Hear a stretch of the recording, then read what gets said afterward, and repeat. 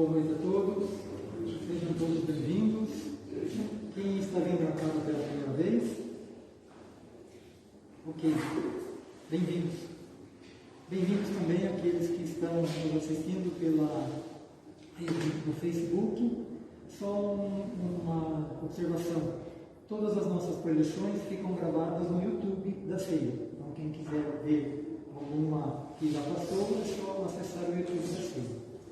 Mas antes eu convido a todos para que juntos nós façamos uma pequena prece para que nós nos conectemos agora com os nossos anjos de guarda para iniciarmos então o tema da preleção da noite, do qual nós vamos refletir.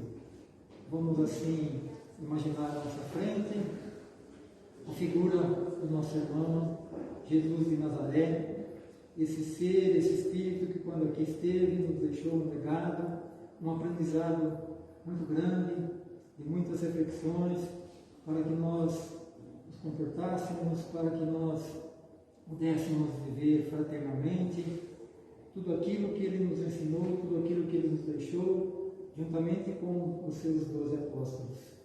E depois, muitos continuaram a seguir os seus ensinamentos e nós aqui hoje estamos fazendo aquilo que Ele nos deixou, aquilo que Ele nos ensinou, que é sermos fraternos, amarmos uns aos outros. E Ele também disse que quando 2 ou mais estivessem reunidos em seu nome, ali Ele estaria presente. Temos a certeza da sua presença e, para tanto, nós vamos pedir que Ele continue nos incluindo, continue a nos deixar vivenciar tudo aquilo que Ele nos ensinou, Ele continua nos ensinando. Agradecer pela oportunidade de nós sermos os seus seguidores, os seus verdadeiros discípulos, e que, quando nós estivermos estudando aquilo que Ele deixou no Evangelho segundo o Espiritismo, nós possamos, a cada vez que nós pegarmos para lermos um capítulo, uma passagem, nós possamos entender a mensagem que Ele deixa, a mensagem que Ele quer passar. Mesmo que repetidas vezes, cada vez que nós estivermos lendo, o entendimento é diferente, sempre tirando uma mensagem para melhor. Então, que nós possamos, ao sair daqui, sairmos melhor do que quando nós chegamos. Então, para que nós possamos agradecer, nós vamos dizer aquela prece que Ele sabiamente deixou no Sermão do Monte, porque quando os seus apóstolos pediram para que Ele ensinasse-os a orar, Ele disse com sabedoria a oração do Pai Nosso, que assim diz. Então nós vamos dizer: Pai Nosso que estais no céu, santificado seja o vosso nome, venha a nós o vosso reino, seja feita a vossa vontade, assim na terra como no céu. O pão nosso de cada dia nos dai hoje. Perdoai as nossas dívidas, assim como nós perdoamos os nossos devedores. Não nos deixeis cair em tentação, mas livra-nos de todo mal. Que assim seja. Então, o tema da noite de hoje vai ser a perfeição como meta, que está no capítulo 17, e que o capítulo diz: sede perfeitos. O que nós temos que fazer então para que nós cumpramos essa meta, que nós consigamos sermos perfeitos? Cada vez que nós os preletores, nós vamos montar o tema, são 53 temas no ano, então cada semana é um tema diferente. Nós vamos percebendo também que todos os temas, todos os capítulos do Evangelho são todos alinhavados. Todos têm uma referência de um para o outro. É algo assim que, quando nós estamos desenvolvendo o tema, como nós vamos perceber a forma de fazer aqui? Um ensinamento inteligente, um ensinamento assim, esse alinhavar de um tema, os dizeres de um tema para com o outro, só poderia ter vindo de Jesus. Então, para que nós atinjamos a perfeição, nós vamos começar assim. A pergunta que eu quero fazer: Todo mundo lê o Evangelho? Todos leem? Chico Xavier lia todos os dias. E ele foi embora com 92 anos. Quantos dias tem? Claro que ele não leu de pequeno. Mas digamos, de 92 anos. Vamos tirar assim, 10 anos que ele começou a ler. 82 vezes, 365. Olha quantas vezes ele leu o Evangelho. E quem faz o Evangelho no lar? Então, convida todos a fazerem. É uma coisa simples de fazer. Nós temos, inclusive, um roteiro para quem quiser fazer, ou quem já faz, tá? De parabéns. Mas assim, o Evangelho é esse manual de conduta, então. Tudo aquilo pelo qual nós estamos passando, muitas vezes, vou pegar o Evangelho para fazer uma leitura. Bate com aquilo que a gente está precisando. E muitas vezes bate várias vezes do mesmo jeito. Hoje, semana que vem, mês que vem, às vezes bate. Eu estou precisando daquela mensagem. Eu estou precisando ouvir aquilo que está dizendo naquele capítulo, naquele item. Mas aqui, a perfeição como meta, então, como eu falei, está no capítulo 17, e o capítulo 2, sede perfeitos. Então, para que nós possamos desenvolver a perfeição, qual é a nossa meta, então? Estamos aqui todos encarnados, vimos de encarnações passadas. Mas a perfeição, segundo o dicionário, ela diz assim: quem que não tem defeito, que não tem falha ou erro, é completo, é total, acabado e que tem todas as características adequadas a determinada finalidade ou função. Modelar, zelo, belo, ou seja, algo perfeito. E qual que é o objetivo da perfeição? Para nós, a perfeição do espírito é relativa ao nosso grau evolutivo. Reconhecer que a importância que tem de nós sermos perfeitos é para que nós vivenciemos cada dia melhor uns com os outros, fazendo valer a fraternidade, aquilo que nós temos que ter, amarmos uns aos outros, como diz o primeiro mandamento, né? De Moisés, Atos 10. Amar a Deus sobre todas as coisas e ao próximo como a si mesmo. Então, o que nós temos que fazer? Para atingirmos então a perfeição, o que nós temos que fazer em relação àquilo que nós trazemos de encarnações passadas? Nós vamos evoluindo e diante das inúmeras encarnações que nós temos, ora nós encarnamos como homem, ora nós encarnamos como mulher, para que nós possamos ter a experiência e o entendimento do que é perfeição. Se nós ficássemos sempre numa mesma situação, nós não teríamos como entender a situação do outro. Para isso, muitas vezes, nós nascemos num país, numa comunidade, numa cidade, numa família. Então, as inúmeras encarnações que nós temos é para que nós atinjamos a perfeição. Mas depende de quem isso? Só de nós. E entendermos o que cada vez que nós encarnamos numa situação, é para que nós evoluamos, para que nós tenhamos a compreensão de como nós temos que evoluir, o que nós temos que fazer para evoluir. Nós temos o livre-arbítrio. E diante do livre-arbítrio, nós vamos evoluindo, nós vamos melhorando, nós vamos crescendo. E nós não atingimos também a perfeição de uma hora para outra, por isso as nossas sucessivas encarnações. Então, a partir de amanhã eu não vou fazer mais nada daquilo que eu estava fazendo de errado hoje. Eu vou ficar perfeito? Não. Então, as sucessivas encarnações nos facilitam de nós nos melhorarmos para evoluirmos. Para isso, Deus nos enviou um modelo. Allan Kardec, ele, na questão 625 do Livro dos Espíritos, ele faz a pergunta para os discípulos, para os espíritos: qual o tipo mais perfeito que Deus tem ofertado ao homem para lhe servir de modelo e guia? 5 letras: Jesus. Então, esse ser que aqui esteve, ele nos deixou todo esse cabedal. Quando eu falei que o Evangelho é a nossa norma de conduta, tudo que tem que nós temos que aprender e está no Evangelho segundo o Espiritismo. Não que outras obras, outros livros também não tenham um aprendizado para isso, mas Jesus. E Kardec complementa um comentário dizendo assim: para o homem, Jesus constitui o tipo de perfeição moral que a humanidade pode aspirar na Terra. Deus oferece Jesus como o mais perfeito modelo, e a doutrina que ensinou é a expressão mais pura da lei do Senhor, porque, sendo ele o mais puro de quantos têm aparecido na Terra, o Espírito Divino o animava. Vamos ver aqui algumas situações em que as diversas maneiras em que Jesus coloca nos sucessivos capítulos do Evangelho é um convite para que nós nos tornemos perfeitos. Eu vou me reportar aqui ao capítulo 16, que é: não se pode servir a Deus e a Mamon.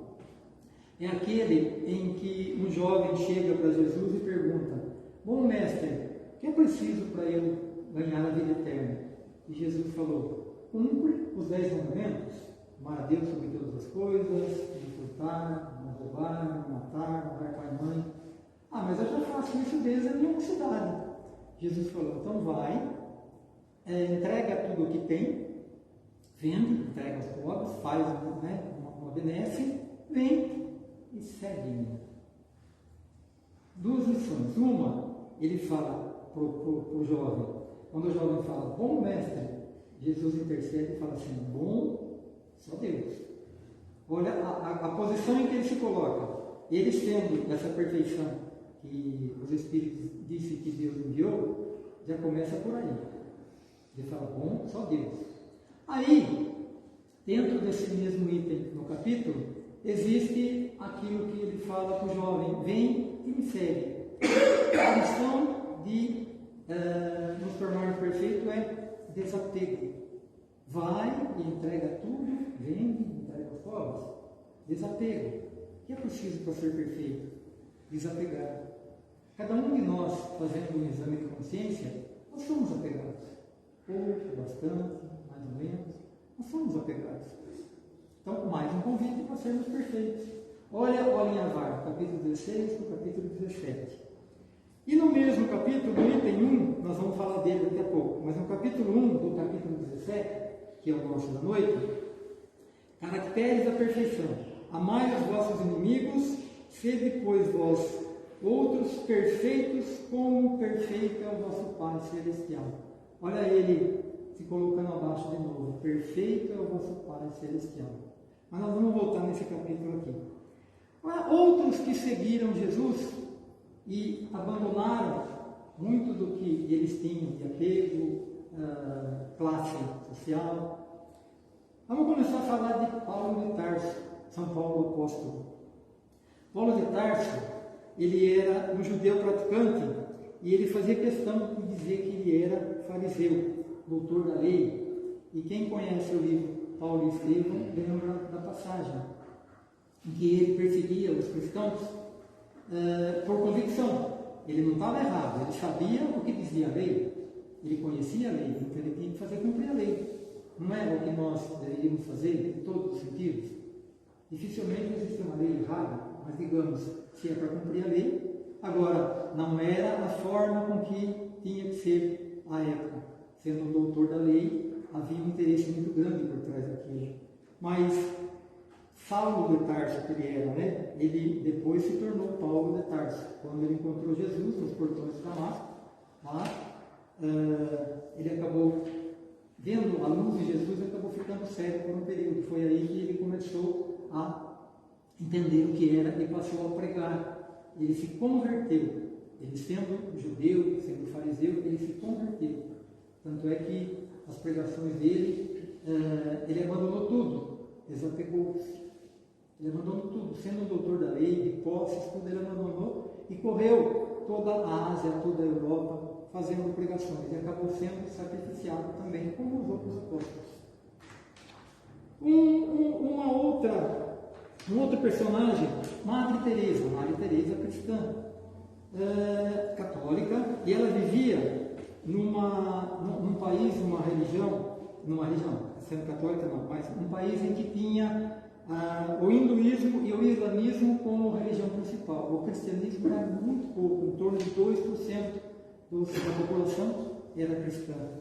Mas tem uma passagem em que um bispo americano chamado Fulton John Sheen, certa vez perguntou para a madre como que ela conseguia converter 15 mil pessoas dos esgotos de Calcutá para o catolicismo. Ele perguntou para ela, depois de arrastar essas pobres pessoas doentes, moribundas para o abrigo, como é que a senhora evangelizou e pregou a boa nova para eles? Eu não fiz nada, respondeu ela.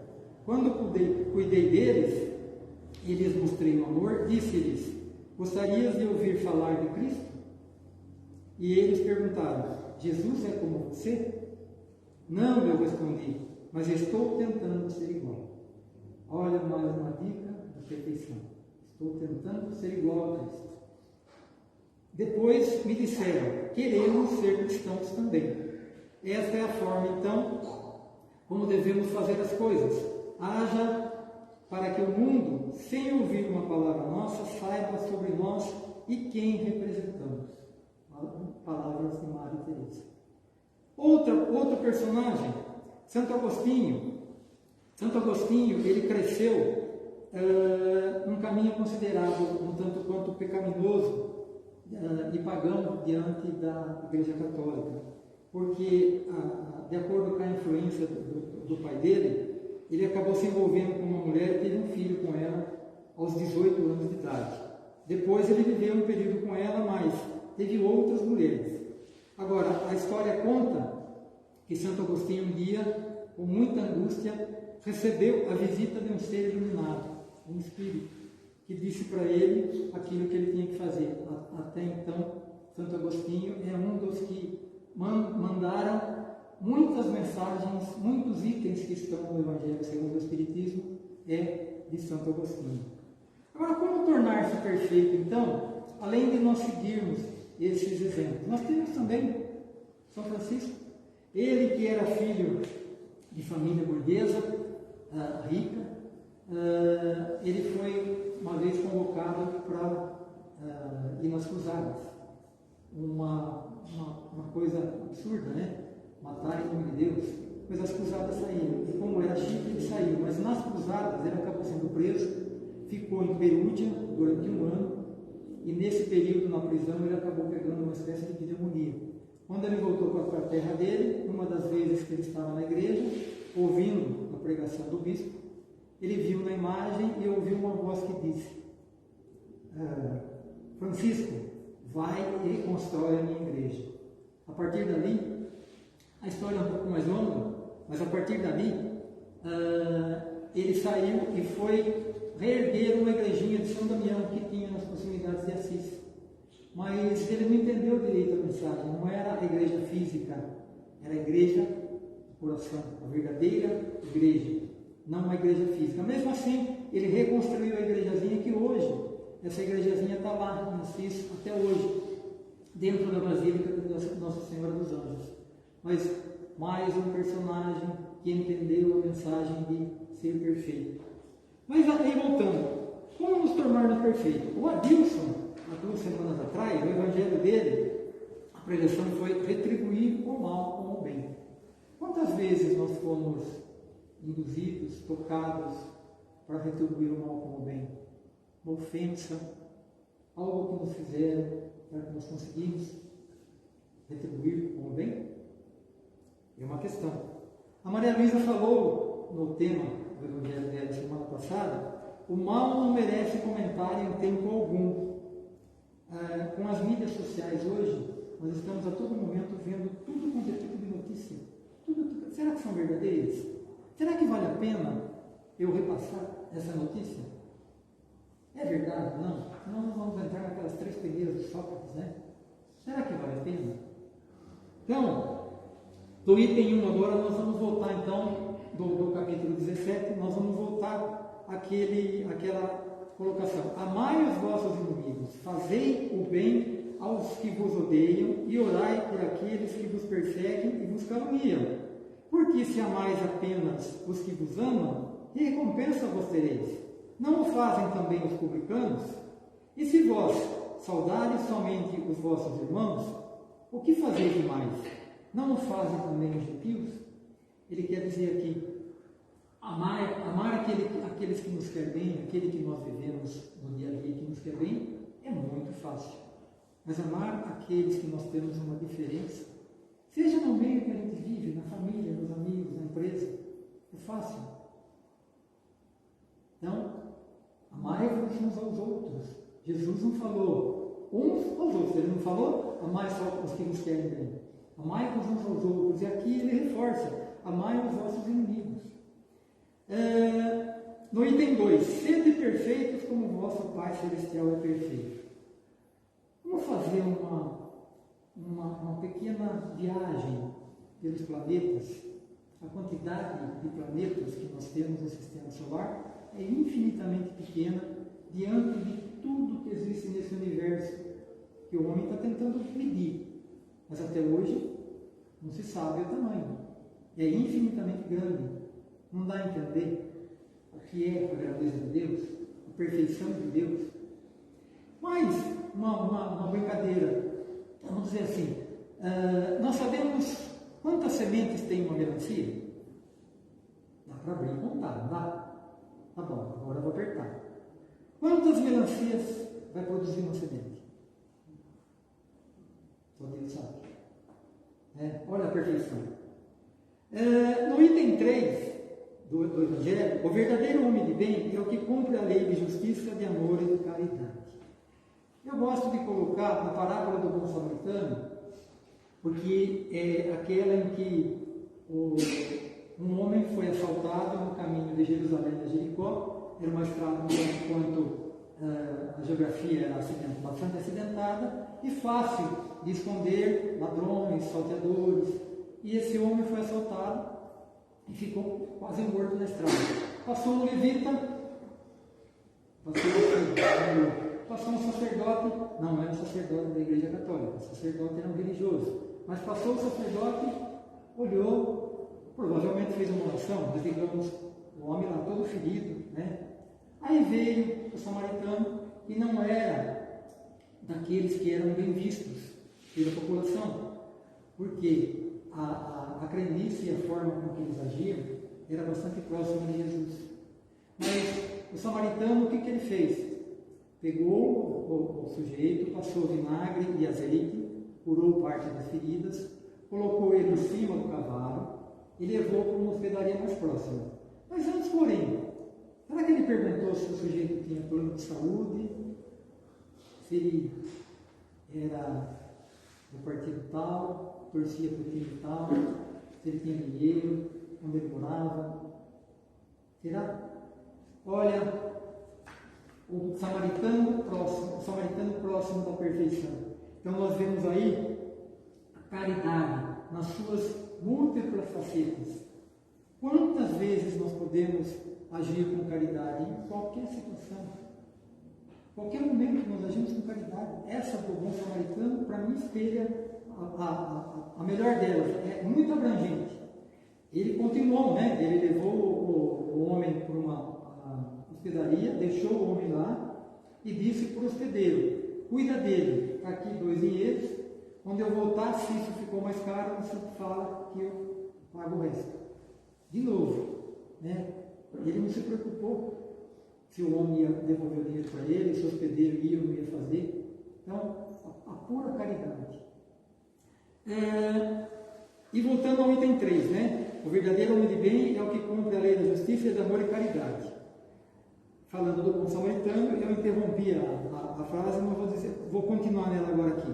Na sua maior pureza, de amor e caridade, na sua maior pureza, se ele interroga a consciência sobre seus próprios atos, se si mesmo perguntará se violou essa lei. Eu vou interromper de novo aqui esse texto e vou falar da questão 919 do Livro dos Espíritos, em que Allan Kardec faz a pergunta aos espíritos: qual o meio prático mais eficaz que tem o homem de se melhorar nessa vida e se resistir à atração do mal?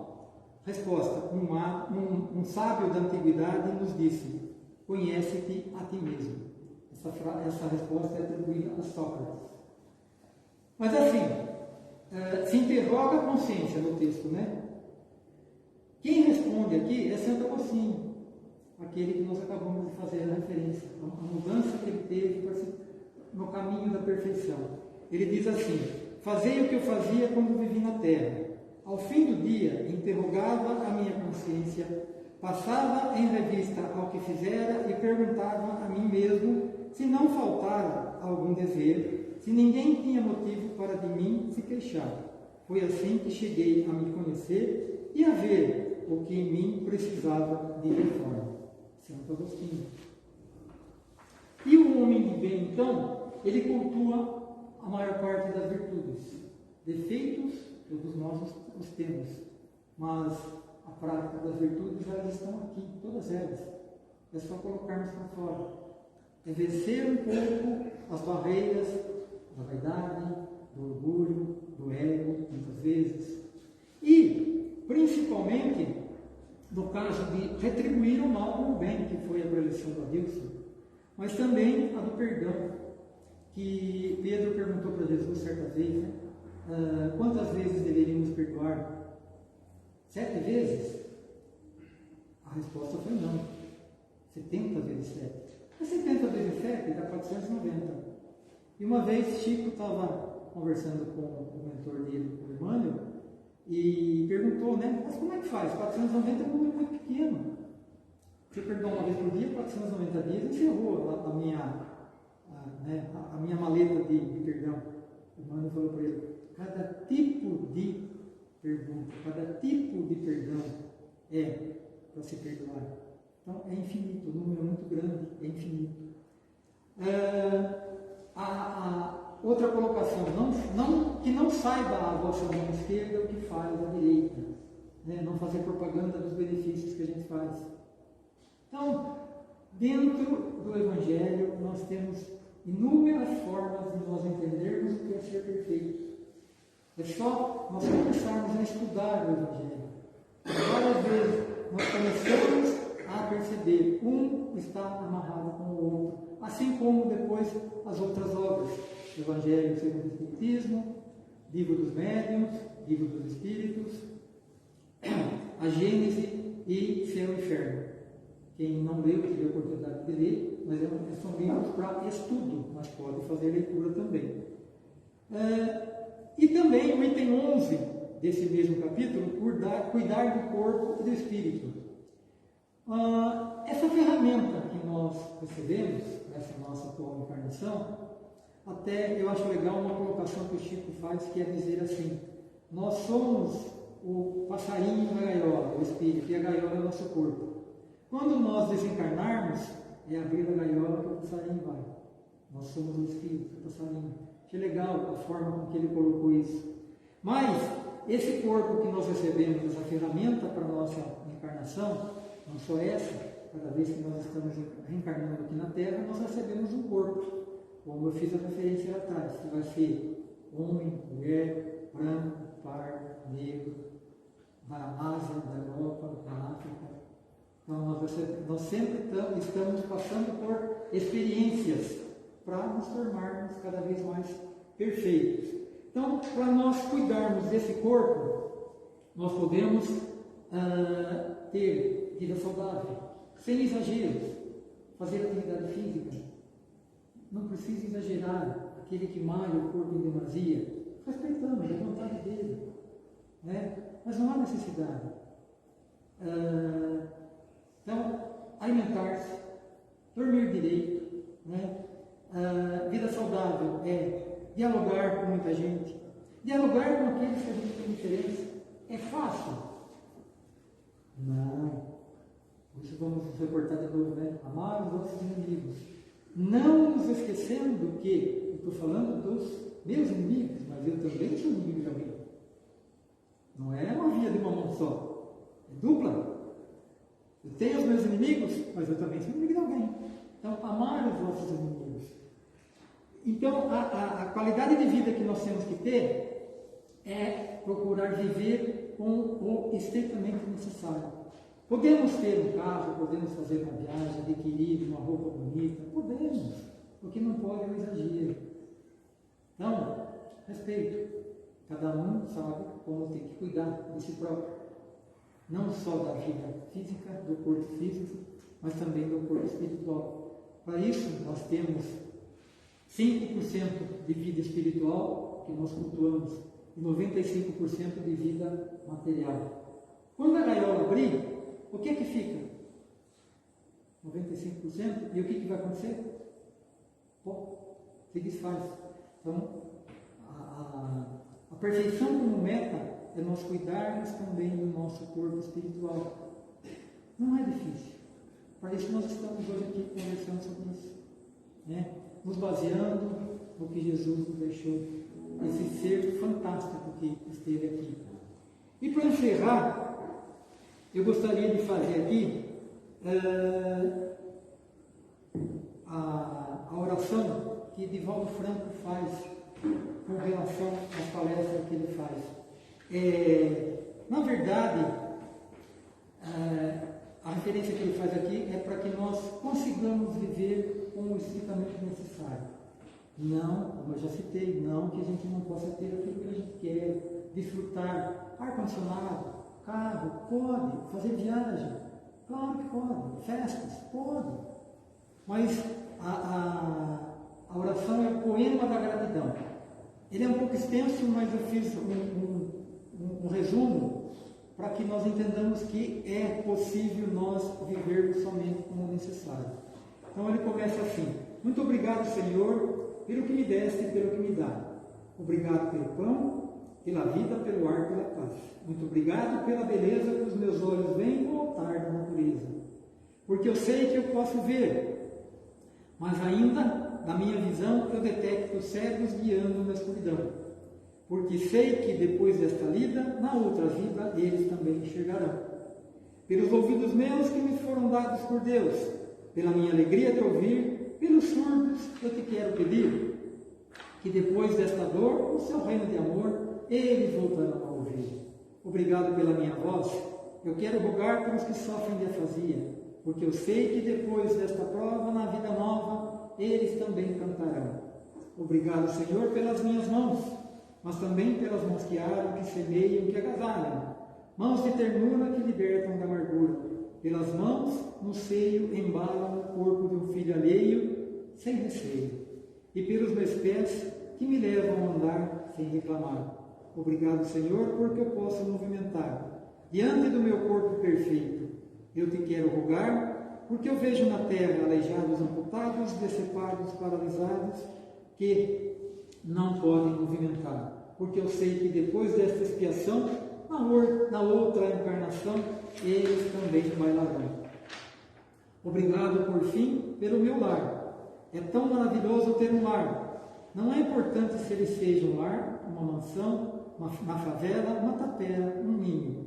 Mas eu sei que ninguém que tiver para amar, nem um teto para me agasalhar, nem uma cama para me deitar, nem aí reclamarei. Pelo contrário, eu te darei, eu te direi: muito obrigado, Senhor, porque eu nasci. Muito obrigado, Senhor, porque eu creio em ti. Pelo teu amor, muito obrigado, Senhor. Então, é possível nós vivermos com o estritamente necessário e também continuarmos amando-nos uns aos outros, como nos diz Jesus. E aqui agora, para que nós sigamos nessa nossa jornada de nos tornarmos perfeitos.